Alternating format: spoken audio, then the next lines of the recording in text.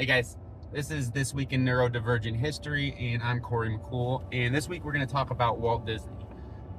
His birthday is coming up, the anniversary of his birthday on December 5th. And to many of us, Disney was the architect of our childhood, kind of like the painter of our imagination, and shaped us in ways that we probably aren't even aware. But it wasn't always the case. Disney, just like most of us, like all of us really, struggled with different periods of his life trying to figure out what his thing was, what he was good at, what he wanted to do with his life. In fact, he was fired from one of his first jobs with the Kansas City Star, where his editor told him he was unimaginative and didn't have any creative ideas. Now, this is the guy who invented, Mickey Mouse. He invented all of these things that we all know and hold dear to our hearts as like these childhood creative ideas. And even this guy faced challenges and faced ridicule and faced refusals and denials and people telling him he had no creativity.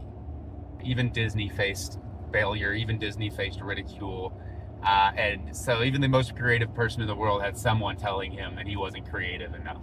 He has to decide and choose to follow his own compass, to listen to himself, to listen to that internal direction inside of him telling him he's on the right path.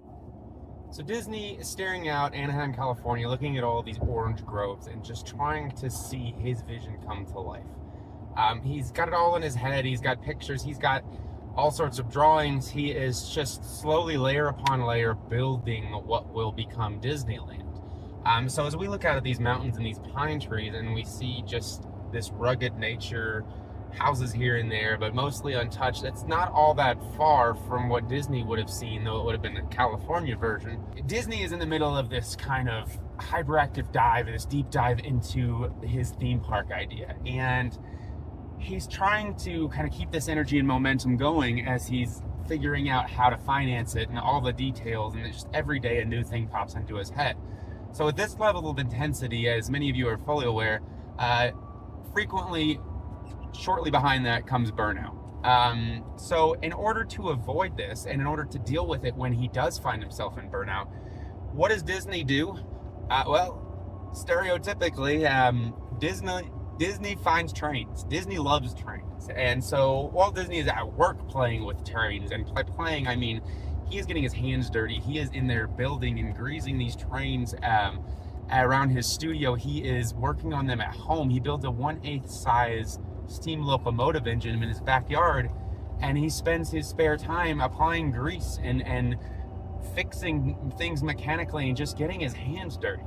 This type of high sensory input, as in like hands-on, you can feel things work, coupled with the low cognitive load, because it's just tightening bolts and nuts and trying to do things that are very simple in comparison to Disney's normal, day-to-day abstract work that he may not be nearly as hands-on.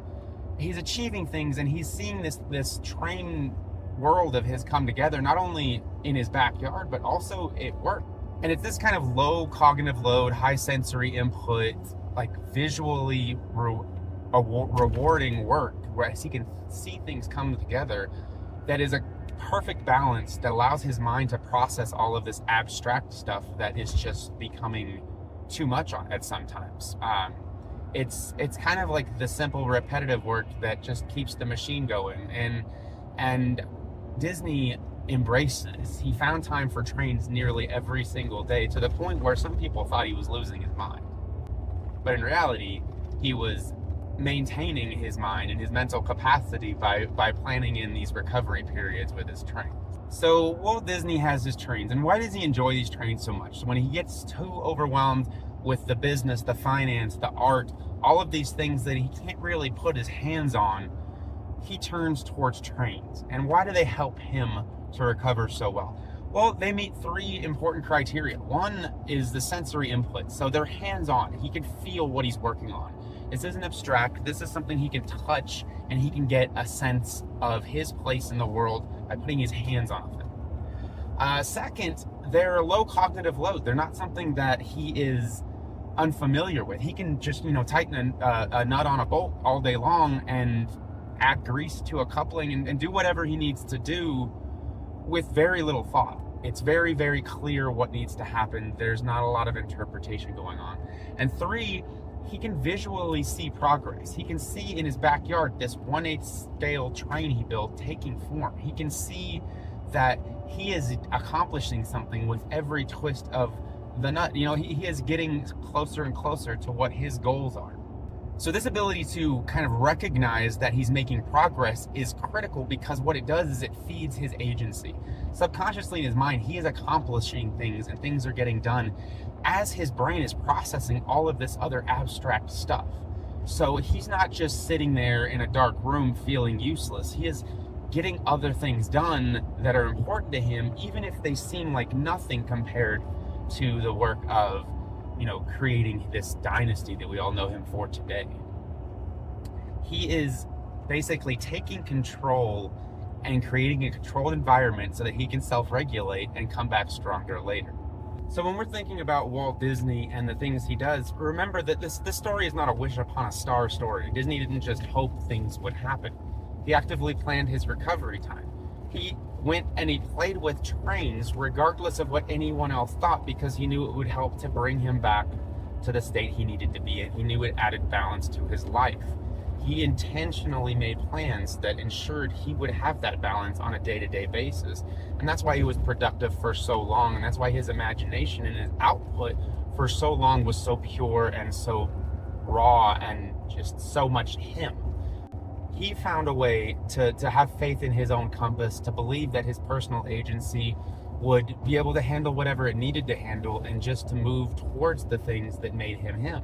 We have to keep in mind that you don't need to build a theme park or have an entertainment dynasty and be recognized the world over like Walt Disney in order to trust in your agency, in order to intentionally plan time for your day for recovery, in order to get the most out of you. What you do need to do is follow your compass. You need to understand that just your 9-to-5 grind does not define you. You need to figure out what excites you. Where's your energy? What are the things that light you up to the world? So for Walt Disney, he found that intersection of animation and trains, and he built this theme park, and it created such joy for the world and so many incredible things that just reshaped what childhood is to many of us. This has been This Week in Neurodivergent History. I'm Corey.McCool. Thank you for joining me. Please subscribe. Check out the link in the descriptions for all the free tools and resources and everything else we discussed in the video that might need linked to. And enjoy the day.